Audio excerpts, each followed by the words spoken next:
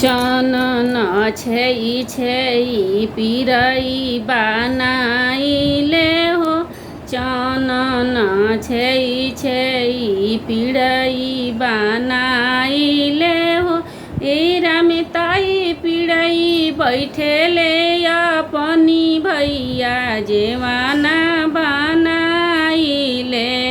ए रामे ताई पिरई बैठेले अपनी भैया जेवाना बनाइले। हाली हाली जेवनाय अपनी भैया हो।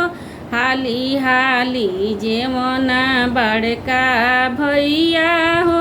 हाली हाली जेवना छोटका भैया हो।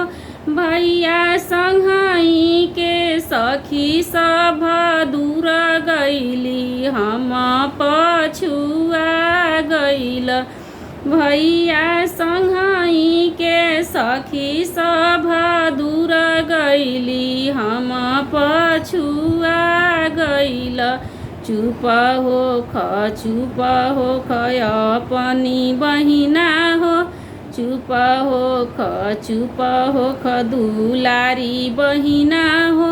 बहिना कसब में घोड़ा के लहास सखियवा बिलामाई देब। बहिना कसब में घोड़ा के लहास सखियवा बिलामाई देब।